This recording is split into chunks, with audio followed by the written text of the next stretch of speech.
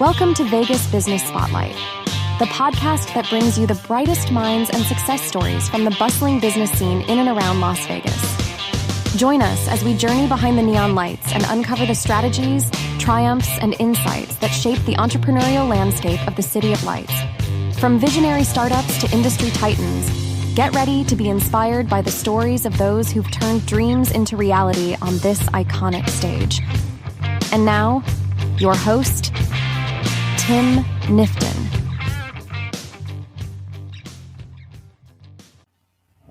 Hello and welcome to our first ever episode of the Vegas Business Spotlight. I am your host, Marco, and I am thrilled to have you here with us today as we continue our journey through the vibrant world of Las Vegas entrepreneurship. Now, before we dive into today's conversation, I want to first introduce my special co-host today. Joining me is Mr. Tim Knifton with RSVP Las Vegas. Tim, say hello. How you guys doing today? Fantastic, and really happy to have you here aboard joining us. And then on top of that, the main reason that we're here is we have a very special guest that we'd like to introduce. And we've got Mr. Darren Hoover. And Darin is the owner of Ladder, Truck, and Toolbox Handyman Services here in Las Vegas, Nevada. And he is somebody here in the Las Vegas business community. So we invited him on the program. We want to learn a little bit more about him and about his journey and his background and all the fun, cool things that he's doing with Ladder, Truck, and Toolbox. So Darin, welcome to the program. Well, thanks, Marco, and thanks, Tim. It's a pleasure to be here. That's fantastic. We will jump right on in here. We've got, like I mentioned earlier, we've got some questions that are lined up. We want to learn a little bit more about your journey and the incredible work that you're doing here in Las Vegas. So one of the things that I like to start with, Darin, is when we introduce or when we speak with a business owner, I like to know a little bit about how you became an entrepreneur. Have you always been an entrepreneur? Did you have another career before you had this business? Can you take us back to kind of the beginning of your journey as far as a business owner?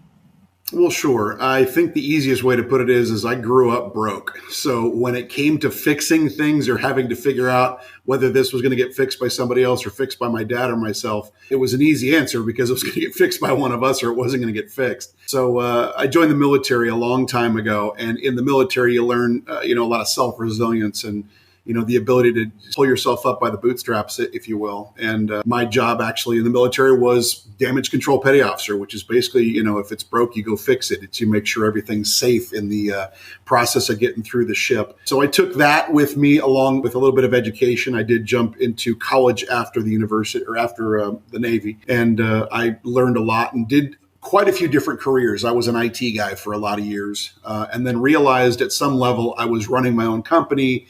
And then I was working for other people. And then I'd go back and forth between running my own company and working for other people. And I always felt it to be more fulfilling. And I felt like I had better control when I was working for myself. So I finally hung out my shingle, as it were, in 2019, started Ladder, Truck, and Toolbox as myself, just sole practitioner. Went out, got my licenses, got my insurance. It's one of the good news, bad news things about being married to an attorney. I had to do it right from the beginning or else it wasn't going to get done at all. Yeah. But started the whole process and have struggled a bit and have looked forward a bit and looked back and tried to sort of figure out what I'm doing right, what I'm doing wrong a lot. Because as a sole practitioner, you do really have to figure it all out yourself. Even if you've got a great team of people and advisors around you, it still all comes down to you. Yeah, absolutely. One thing that stood out to me, Darin, that you mentioned, and by the way, that was a really interesting story of how you're, you went from military to eventually doing your own thing. And we see a lot of people do that. A lot of people make that transition later in life. But the thing that stood out to me the most was you mentioned that you started your business in 2019. And that stands out to me as the last normal year that we saw before, of course, everything got flipped upside down. Can you tell me a little bit about what it was like being a new business that had started just right before COVID kicked in and the whole world shut down? Well, sure. I think the best way to put it is like a lot of entrepreneurs, you look back on things and you think, if I'd have known then what I know now, I never would have done it. I didn't know how hard it was going to be. But the reality is that I fell into a really weird, lucky place where people were forced to be home. And as it turned out, the governor of Nevada designated businesses like mine as a required or essential service. So we were still able to go around and do things because, if somebody's water heater blew up, they couldn't just wait for 6 months or whatever to get it fixed. They had to have somebody come fix it. So we were able, masked and gloved and everything, to come into people's houses. So oddly enough, the pandemic was really good for me in a weird way because we were still able to operate. And so I wasn't like all the restaurateurs and the people who had people coming to them that had to just shut down. We were the other way around. We never got busier. As the pandemic got worse, we got busier because people were eventually just home all the time, and they looked at their walls and thought, I don't like that. I want bookshelves, or I want a different color, or I want a new ceiling fan, or whatever it was. So we really got busy. I went from being sole practitioner, single employee in 2019 to, at the peak, I think I was running 11 different guys, along with my operating manager, a field manager, and another gal in the office. Gosh, my goodness. So after COVID, did it kind of cool down a little bit, or have you kind of been able to maintain? Like what's the last year or so looked like for you in terms of busyness? Are you noticing some things with the economic changes? Sure. Yeah. Well, I tell you, the business has absolutely changed. We shifted from being, focusing on all the home office things that were critical during the pandemic to the marketing worked really well. So while I was in the trenches doing the work, as I started hiring people, I was also marketing my business, and I would go out and make, I'm a member of a BNI, Business Networking International. I'm a member of local chamber of commerce. I get a chance to get out and talk about my business quite a bit. And those things took me years to get really good at. But then in the process of doing that, my name got a little bit more out there, and I do a little more brand building and things like that. So now we do almost exclusively what's called inspection punch list clearing for real estate agents. So there's dozens to hundreds of real estate agents around the valley that reach out to us when they have a transaction go on. A buyer or a seller will say, hey, I don't like something about this house. We need somebody to fix it. And we are licensed in the valley. And so what's called GELVAR, the Greater Las Vegas Association of Realtors, requires certain things on their contracts. Like if you have to be a licensed individual, we fall into the category of capable of answering the call to fix the things that are on there. So the answer to the question of did the business change? It absolutely changed, but we got nothing but busier. I mean, the good news is I guarantee my work. So whoever does it in the field, whatever happens, whatever issue shows up, we're not done until it's done. Yeah. So that has made it easier for me to get busier and busier because people see that we don't always do it perfectly, but we never end until it's done perfectly. Very, very cool. Very cool stuff. One of the things that I like to talk about when I interview a business owner is, I think that a lot of times people see the end result of many years of hard work, right? The business owner will finally have gotten to a point where he's achieved something significant, or maybe he's living comfortably. Maybe he's got a nice vehicle. Maybe he's got a nice house, what have you, right? But they never look at what the business owner went through to get to that point, right? And that part seems to be like, just forgotten or whatnot. Is there anything that happened kind of early on, anything that stood out to you that you can kind of share that was really difficult, maybe a big setback that you had to overcome? God forbid I use the word actual, just failure. Is there something that you experienced in this business that was pretty big, that was a pretty big, significant, either just flat out setback or just at least something that you had to make a big pivot on? Again, we already know that COVID was there, right? But you seem to have done well with that. I don't know, maybe it was more so as COVID faded out that maybe you had to kind of, all right, now we're in a new phase of life here. Is there anything like that stands out that you can share with us, Darren? Sure. Well, I'm not sure if I'm lucky or not, but I have a lot of failure stories I can pick from to answer your question. Probably the first biggest, worst one in my world was I had gotten big fairly quickly. I hired my first employee in 2020, so 4 months after I started, second employee fairly quickly after that. And I got busy enough that I had to have somebody answering the phones. And I got a gal, and she was on board with me and trained up. She went from sort of being my marketing person to being, the gal that would help dispatch the guys to being my accounts payable and receivable, and just really took over the office. And we actually got to the point where I was ready to expand. This was in 2020, late in the year. I saw that I had family up in Oregon, and I was talking to them, and they were like, we're in the same boat, but there isn't a ladder truck and toolbox up here. And so I looked into licensing for Oregon. I looked into, where I would base my business out of, got myself a phone number, got myself, the process started on my general contractor license, bought a trailer, got in my truck, and was towing that trailer north when my operating manager quit on me. And so all of a sudden now I'm running the business from my trailer in Oregon. I haven't got everything set up there yet, but I'm still managing and dispatching and billing and paying everything in Vegas. So that lasted about a week. I got in the trailer and drove right back down here. So that was a humbling experience to realize that, when you start, you're yourself. And you know what you can and can't do, or maybe you believe you can do things and then you find out you can or you can't. But as soon as you start trusting someone else with any part of your business, you've now got that other part of you walking around out there doing, the things that they're doing and they think is right and everything.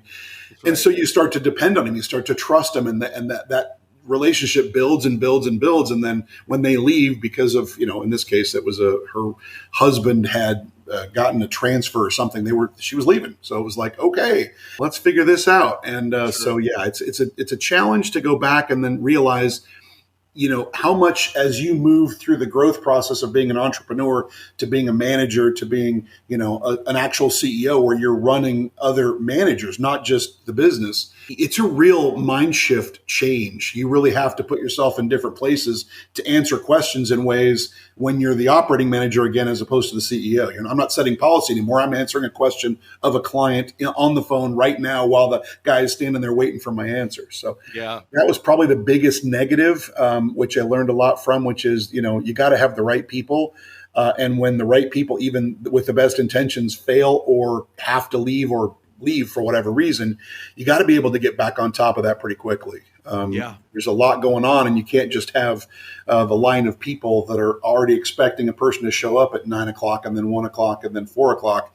If they don't show up, my reputation goes in the toilet very quickly. And the operating manager had all of that under her umbrella. So It was a real challenge to get back on top of that and make it work. Yeah, no, very, very understandable. And I think that is a perfect situation and story to share. So thank you for sharing that. I want to call on my co-pilot over here, Tim. He's been a little bit quiet. And Tim, is there a question that stands out to you that maybe you want to throw at Mr. Darin here? Yeah, Darin. I mean, Las Vegas is known for being vibrant and a unique business landscape. I mean, you got the Strip downtown. You got the old Fremont Street, you got North Las Vegas, you got Summerlin that's expanding very quickly, and then you have all of Henderson as well. How has being based in the city influenced your business strategies and decisions? I'd say it's a good question, Tim. The town from the outside and all of the marketing that the Las Vegas Conventioner and Visitor Authority has put out there wants to lead you to believe that Vegas is very much a monoculture of gambling in the Strip, and that's pretty much all that exists. So if you live in New York City and you hear Las Vegas, you think somebody's rolling dice at Caesars. The reality is this is a very small town when it comes to business. There are a lot of times when your business reputation, just by wearing a hat or driving around in a truck, with a logo on it, that somebody will say, hey, I know things about you, and you wouldn't expect them to know that. Because, I'm in as many marketing organizations as I am. And the way I get myself out there is by being very present. And you'd think it would be, oh, nobody will ever really hear me. There's just too many ears out there and my voice is so small. But the reality is people notice when you do something. So, you don't get to run red lights as often as you think you could. You can't just be I'm going to screw this client and the other clients are going to be okay with it because they'll never hear about it because it's a big town. You really have to be, watch your P's and Q's. You make sure that you treat every client like they're the very important client and make sure you don't just assume that, you can, sweep your mistakes under the rug because it'll come back to bite you quick. It's a very small town when it comes to it. Yeah, for sure. Now, there's a question that we like to ask business owners about networking. Tim, I know Tim personally and have known him for a while. Tim is a master networker, very, very good at it. And I was just going to say that I'd like for him to ask it, but then I think he's having a little bit of a temper. I think we are, yeah. We may be just the two of us for a minute there, Marco. I guess that question's back in my lap again. But it sounds like you're very similar to Tim, Darren. I think you have a lot going on. You've been doing a lot of networking. You're part of different associations and what have you. But can you share some tips on building meaningful connections? I think it's easy to go out there and just chit chat and exchange business cards and then just, go on to the next one. But the real business growth comes from a meaningful connection, right? Can you share some tips with us on what strategies you've used yourself there in Vegas to kind of, build your business and make those connections with other fellow business owners? Absolutely, Marco. And this is going to sound like a commercial for the organization of whom I'm a member, but the reality is B&I. I made the luck or skill decision to join B&I when I was in business for a few months because I had some friends that were in a chapter and they said, hey, come out and meet us. And I immediately also joined chambers and was involved with other organizations where you stand up and speak or you trade business cards. But the reality is there's a lot of places you can go and shout, but there's not a lot of places that you listen and respond and get to know people.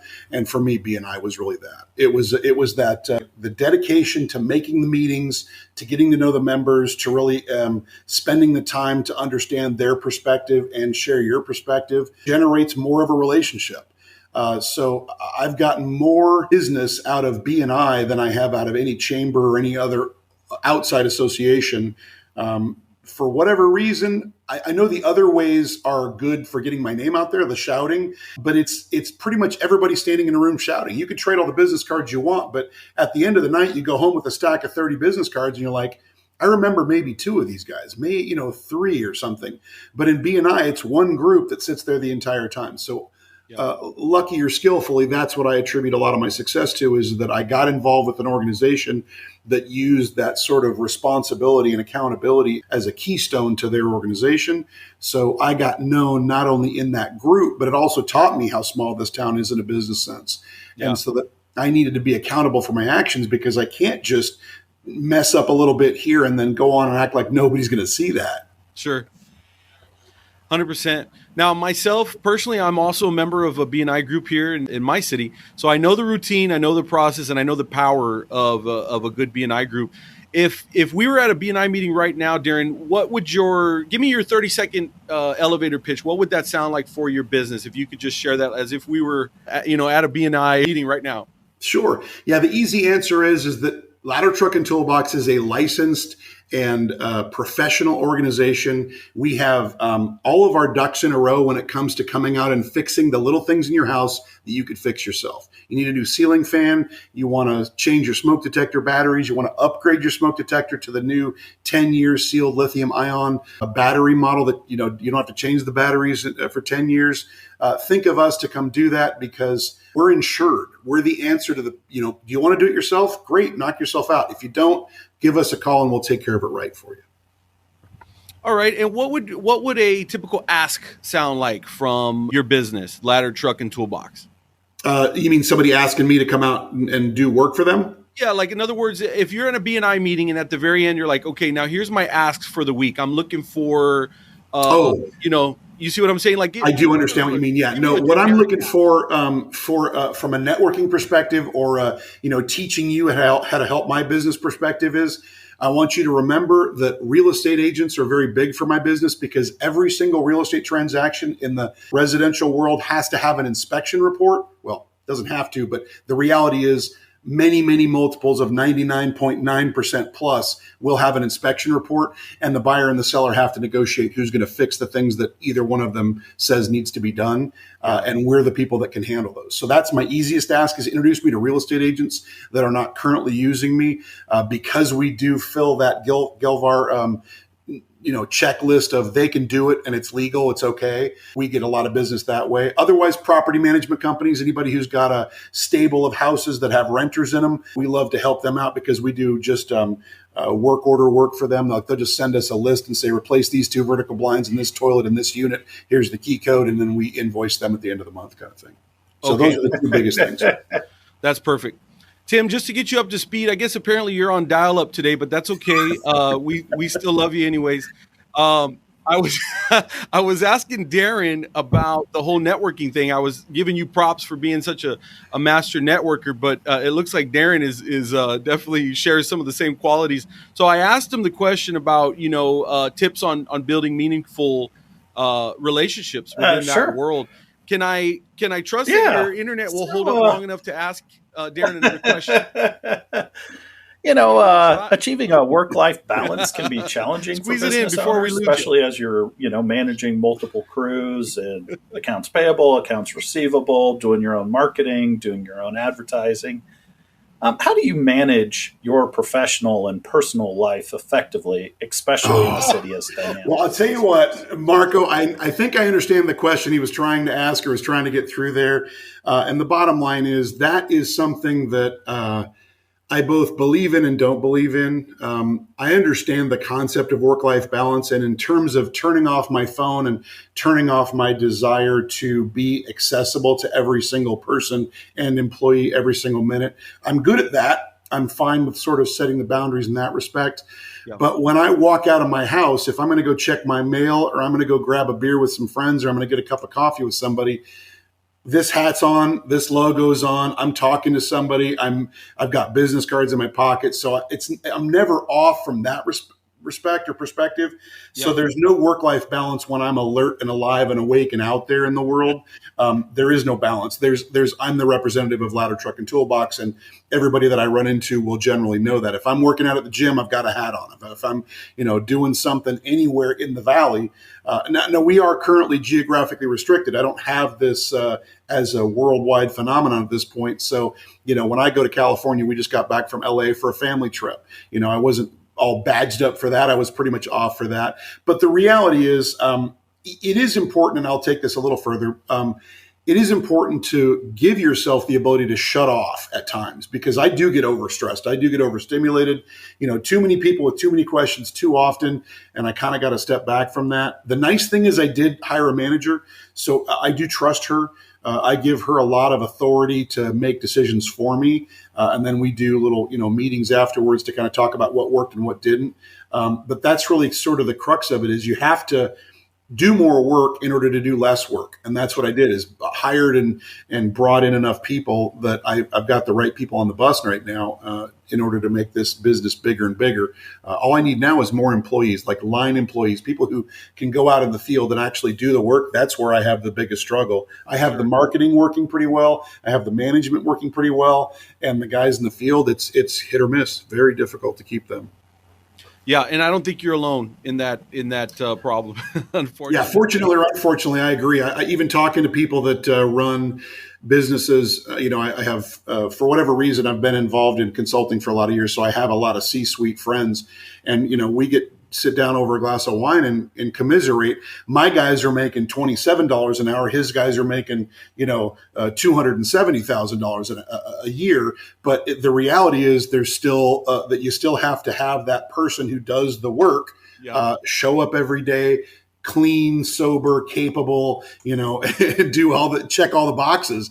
Otherwise you're doing it yourself, and that's not a business. That's a hobby. Yeah. The interesting thing is those boxes that get checked, a few years back, maybe a couple decades back, there was no problem checking those boxes. It seems like a somewhat of a recent phenomenon, but I think that might be for a different podcast, Darin. Yeah, I think that might be a whole series of podcasts right there. And I think I agree with you at some level, and I think I disagree at some level, because I've seen the joking cartoons where, they have somebody in 2023 saying, "Oh, I can't find good laborers."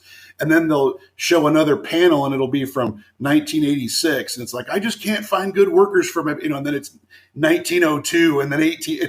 I think it's always that way. I think it's always hard to find good people, and retention is a big part of what I do, and making sure that I'm keeping aware of what my employees want and making sure that if I'm able to offer it, I do offer it, and, coming up with good incentive programs and things like that. But it's a never ending game of whack-a-mole. It's like, there's a new issue. Let's fix it. There's a new issue. Hopefully they're not jumping up too fast that I can't whack them down. Sure. Sure. Yeah. No, you bring up some really good points there, and it is probably the everlasting problem. Always has been, always will be. But maybe to the extent of it, maybe goes up and down a little bit. Of just how many numbers are in that category. But it certainly, I think, is always an ever present struggle for any business. Right. For sure. It's something that's always been there, always going to be there. Yeah. I mean, go ahead. Yeah, no, go ahead. I was going to say the reality of it is anytime you're running a business, if you ever get to the point where you're not playing whack-a-mole, you're not growing, or you're not expanding, or you're not increasing your reach in whatever way your metrics imply that you should. So I think the reality is even if you get calm and relaxed, that's probably a sign that you need to be paying a little more attention to what you should be doing to make, if I really have a good answer to the handyman or the honeydew list, I should be doing more to make more of those people want to work for me, and I should be making myself more available to more potential clients so that they're aware of me as a resource. So, sure. I mean, if I'm ever really, really relaxed, I'm probably not doing my job very well. I hear you.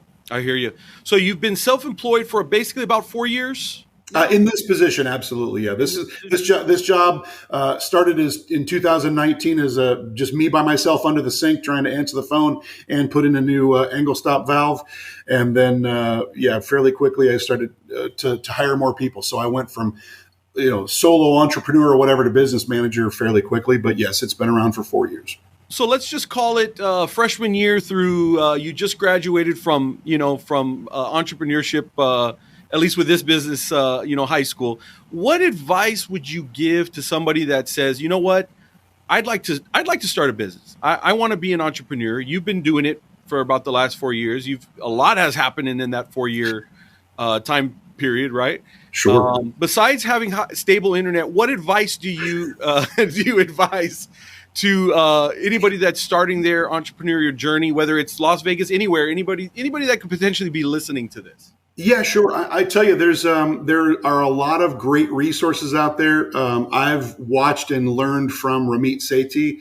I Will Teach You to Be Rich. His stuff used to be very focused on sort of A/B testing of ideas and like, if I want to make money, let me try these different ways.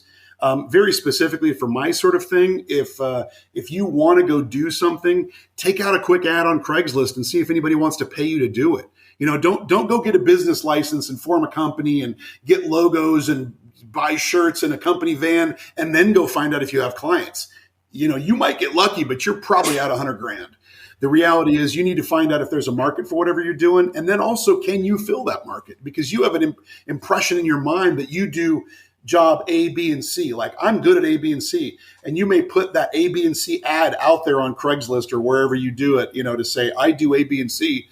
And if somebody calls you up and then says, that's great, but I really need C, D, and E. Can you do C, D, and E? And you're like, then the question becomes, do you sell yourself as being able to do things you don't actually know how to do because YouTube U is out there and you can figure it out? Because everything shy of, the legal world and the medical world, you can pretty much figure out on your own, Sure. Once you've gotten a couple of videos under your belt. Right. So the question always has to be is, can I do the things that only I know how to do and stay in my absolute lane, or should I expand my lane as my client base changes? And those questions, it's a scope creep question or it's a capability creep question. Do you want to do that or do you not want to do that? Those questions I would answer pretty clearly if I'm going to start a business. Like, what do I offer? What do I want to charge for it? How do I get paid for it? All those things are ever present in the business world. Yeah, I agree. I think I like the concept of ready, fire, aim, right? As kind of a way to go versus let's get everything. I got to do I got to get the LLC set up, and then we got to, Right. And people, business owners or want to be business owners really get so wrapped up in those details like that, right? Well, that's the progress over perfection. Progress over perfection question. Do I get everything perfect before I start, or do I start and kind of fix it as I go? Yeah. And I'm a fan of starting and fixing as I go. I could have probably done more with the getting ready and done more Craigslist ads or things, but I was lucky enough to reach out to a few friends and say, hey, I'm starting a handyman business. Do you know anybody or do you need anything done? And I had a couple people that were like, yeah, I got a cracked window. Do you guys do that? And I was like, yeah, I'll figure that out. It was easy enough to sort of say, I do have these stable business ideas that I could offer as a licensed individual. And I also, you have to know your lane to know what you can't legally do. Like you do have to be careful about that sort of thing. But in the beginning, I mean, be ethical, be moral, do the right thing, and go try to do the best you can. Yep. But be also aware that you might be still it seems like I should be able to help you with, if my guys know how, we should be able to change some part of an air conditioning unit. Sure. Not according to the state of Nevada. So don't step out there on Craigslist and say, hey, I'm an HVAC technician. Right. You're going to get caught. You're going to be a bad guy. And so you do have to be aware of the legality of what you're offering. But if common sense has to rule at some level. And then beyond that, obviously, get more education. But I like the ready, fire, aim as well. Reflecting on this journey so far, these 4 years or so, if you could go back to 2019, knowing what you know now, 4 years into this thing, what's something that maybe that stands out in your mind that you would tell yourself and say, all right, you got to do this part different. You got to do this part less. You got to do this more. Is there something that maybe just 4 years in you'd already advise yourself, or would you not change a single thing? No, I definitely would. Given the opportunity and facing the things I'm facing right now, to be honest, is the employee issues, is really being better, faster at recognizing. Let me tell you a little story. Is the first guy I hired was a friend of a friend. And that guy is still with me. He's amazing. He's got good capabilities. He's got a great work ethic. We are not friends at this point, but he's definitely been around long enough that I'll go to his house. He'll come to my house. I've had a beer with the guy. I got lucky and unlucky because I thought the next guy was going to be like that too. And so I didn't realize how much I had to be really aware of the second employee after the first guy that was easy. Like, is he going to be the same way? Well, I just assumed he was, and he wasn't. So I think I would go back and I would tell myself, don't be complacent in the hiring process and be faster to the firing process. As soon as you realize somebody is, not that they make a mistake, because everybody makes mistakes, but when they make the mistake and they're either unwilling to hear you tell them they've made a mistake because their pride gets right up on their shoulders and says, well, I'm a professional. I do this all the time. You don't need to be telling me how to do it. You're fired. Yeah, I can't work with you if that's your attitude. I need to be that guy faster than saying, oh, let me learn from you a little bit, journeyman tile layer or, plumber that's moonlighting.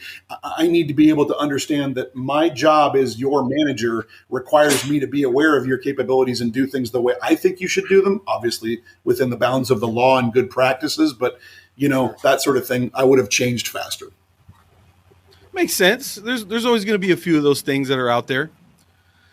Darin, what does the future of Ladder Truck and Toolbox look for you? It sounds like the world's for the taking over there for you in Vegas.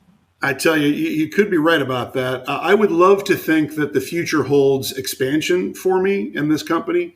My job is to make sure that, policies are set down and that strategy is sort of laid out so everybody knows where we're going.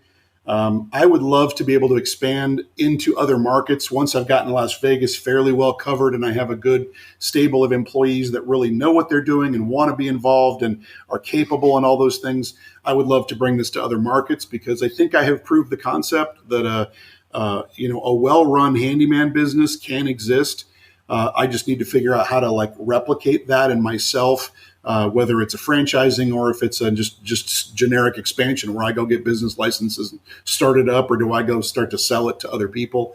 I think I've got good ideas along those lines, but that would be where I would say that I would go next is to get bigger and bring more geographic locations under my umbrella. That's awesome, man. You're an inspiring guy, and I think you've done a lot in 4 years, and four very turbulent years as for any small business owner, to be completely honest. And so the fact that you're still thriving and doing well really says a lot. Tim, you've been a little bit silent, a little bit absent in this episode, but that's okay. We forgive you. You got any final parting words here from Mr. Darren Hoover before we part ways? Well, I just wanted to recognize Darin. We met a couple months ago. And I can tell he's smart and good at advertising and marketing. We got working together right away. And then he's just been killing it. He's my number one MVP for RSVP Las Vegas. So I appreciate Darren, and happy we could bring I appreciate you, Tim. calls. That was a wonderful experience. I'm enjoying the heck out of the fact that this has worked so well for me, because RSVP marketing has been very helpful in the last couple of weeks since the postcard hit. It's been a wonderful thing. But Marco, before we go, I do want to address one of the things you said is as far as starting a business in turbulent times, I would posit that there is no time that you can say, oh, it's going to be clear sailing for the next however many months, years. If you're thinking about doing it, give it a shot. Go find out if there's a market for what you have for skills. Find out what people should be charging for what you want to offer, and see if it's something you can do. I think that the world is your oyster if you want to make it. Fantastic point, and a really a great note to leave this podcast off on. So, Darren Hoover, Ladder, Truck, and Toolbox Handyman Services, we thank you so very much for being our guest today on the Vegas Business Spotlight. Thank you, gentlemen. It's been a pleasure. And that does it, guys, for another episode of the Vegas Business Spotlight. We'll catch you here next time. Thank you for joining us on this episode of Vegas Business Spotlight.